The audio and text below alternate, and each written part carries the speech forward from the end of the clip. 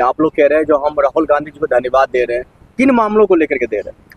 आदरणीय जननायक माननीय राहुल गांधी जी ने जिस तरह से बिहार में काफ़ी समय दिए और वहाँ जन सैलाब उमड़ा, उस जन भावनाओं को देखते हुए, पार्टी के कार्यकर्ताओं में उत्साह को देखते हुए यह फैसला जो लिया गया है कि पार्टी 243 सीटों पर चुनाव लड़ेगी, यह काफ़ी दुस्साहसपूर्ण फैसला है राहुल जी का।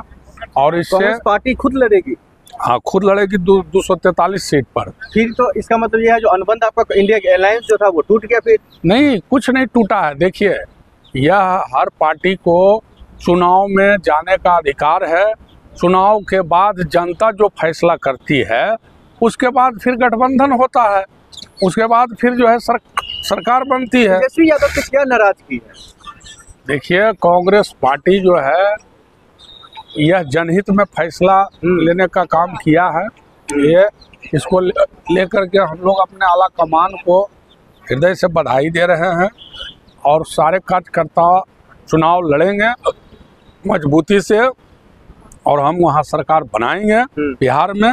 सरकार तो आप बना रहे हैं, 243 सीटों पर आप चुनाव भी लड़ रहे हैं, लेकिन सवाल ये खड़ा हो रहा है, वोटर अधिकार यात्रा आपने साथ किया, फिर उस पर तमाम नीति आपने बिहार की जनता को लेकर के साथ बनाया, फिर चुनाव अलग अलग लड़ रहे हैं, इसका मतलब नाराजगी है? कोई नाराजगी नहीं है। सब पार्टी अपने अपने स्तर से चुनाव में जाने का फैसला लिया है, ये अच्छी बात है।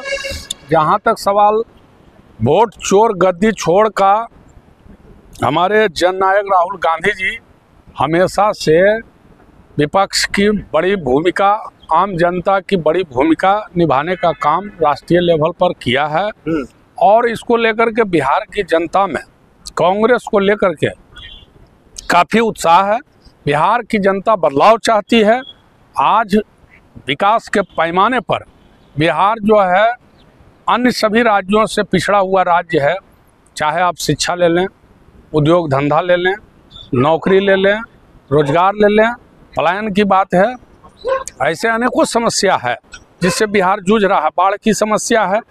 तो कांग्रेस ने जहाँ जहाँ कांग्रेस की शासन रही है हमेशा जन भावनाओं और जन समस्याओं को लेकर के अनेकों तरह का कार्य किया है। इस बात को जनता आज भी समझ रही है और बिहार को आज वो विकास चाहिए, वहाँ पलायन रुके, लोगों को रोजगार मिले, बंद पड़े सारे हमारे कृषि उद्योग, चीनी मिल, जूट मिल, कपड़ा मिल, कागज मिल, रेशम मिल, ये सब खुले ताकि हमारे बिहार के लोग दूसरे राज्यों में, दूसरे प्रदेशों में, दूसरे देशों में ये पलायन जो है वो न हो करके लोगों को रोजी रोटी बिहार में ही मिले। शिक्षा बिहार में ही मिले। हमारे बिहार के जो बच्चे हैं मेधावी छात्र, वो दूसरे प्रदेशों में जाकर के शिक्षा लेते हैं। ठीक है, लेकिन आप इतने बारीक से बता रहे हैं, आखिर में ये बता दीजिए, बिहार को लेकर के जो पहले इंडिया अलायंस का वादा हुआ करता था, अब कांग्रेस पार्टी का क्या है स्टैंड, क्या है? क्या कांग्रेस पार्टी का स्टैंड मतलब इंडिया अलायंस का स्टैंड माना जाएगा? तेजस्वी यादव का भी उसमें शामिल किया जाएगा? बिल्कुल माना जाएगा, इसलिए कि जो समान विचारधारा की पार्टियां हैं, कांग्रेस और कांग्रेस के विचारधारा से मेल खाने वाली जो पार्टियां हैं, वो तमाम पार्टियां आज भी इंटैक्ट है। चुनाव के मैदान में अपने सुविधा के अनुसार से हर कोई जाता है, लेकिन जब सरकार बनने की बात आती है तो उसमें जो समान विचारधारा की पार्टी आपस में मिल करके सरकार बनाती है ताकि जनता की भलाई हो सके। जनता जिसको दिया है बहुमत, वो सरकार बनता है और वहाँ के जीते हुए जो जनप्रतिनिधि हैं आपस में मिल करके एक बेहतर सरकार बनाने का काम होता है। बिहार की जनता को लेकर के आपका क्या संदेश है? बिहार की जनता बदलाव चाहती है।